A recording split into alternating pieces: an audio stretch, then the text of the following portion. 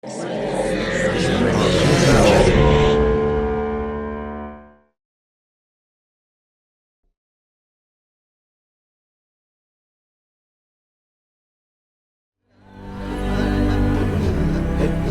un angolo del mondo dove la terra respira ancora al ritmo della natura, esiste un tempo diverso.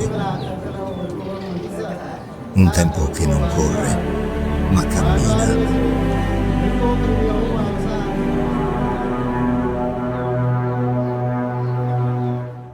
I absolutely adored this. I thought it was such a beautiful look and insight into such a different way of life, and not just that the message was obviously kind of centered around a slower pace of life and the happiness and balance and peace that these people have achieved by having this slower pace of life, by embracing the nature that's around them. And that includes these incredible animals that can be dangerous, but that they've learned to respect and appreciate their boundaries, and just getting to witness them.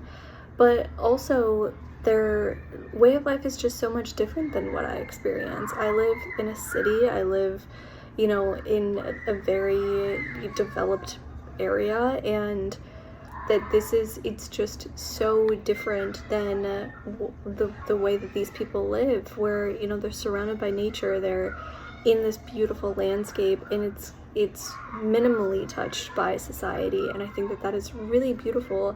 And this, little small snippet into the way that they live every day, I think is a beautiful thing to witness and see, and to kind of open your mind and broaden your horizons to different ways that people live. And I think there's a tendency to kind of get caught up in that everybody lives a close variation to, or a closer, I guess, variation to the type of life that you live. In a city, on a farm, things like that, I think we get really stuck in our own perspective, and something like this is really great in helping widen that a little bit. I absolutely enjoyed this from beginning to end. From the beginning, with all the red wardrobe, was so vibrant, and the cinematography is so great right from the opening throughout the whole thing. I love that this tribe lives in balance with the heaven and earth, and that you told us that. And it's in a silent dialogue between man and creation. It's just so cool. The children playing with nothing, which you don't see very much here in the States, and just beautiful images throughout of the animals. Absolutely love the animals. I like how you say animals are masters of time, and that silence is king. So many things we need to be reminded of, especially if you live in a big city. The music is beautiful. The images of the animals, though, just got me in the heart, man. Those, big cats, rubbing up against each other and just sleeping in a tree, and the giraffes and the baby giraffe, just everything was beautiful, and I absolutely enjoyed this. So good luck to you guys. Masai Mara. Wow. I mean, it's very short, of course, it's only 3 minutes, but it's an amazing little documentary about the connection of this town, these people with Earth.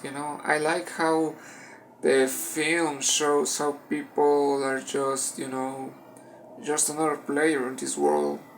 People think that they are, the protagonists, but there are so many other creatures, so many other living beings all around us, and it's amazing to think about it. And it's amazing how the Maasai people are able to coexist with all of these animals, these wild creatures, in such a peaceful environment. It's beautiful.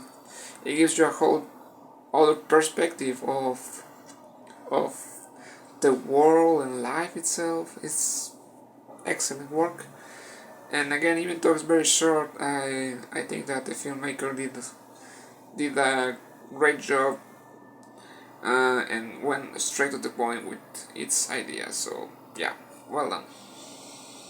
This film is called Masai Mara. This is a stunning short. The narration is so poetic and heartfelt about the people, the animals, and the natural setting of the Masai Mara in Kenya.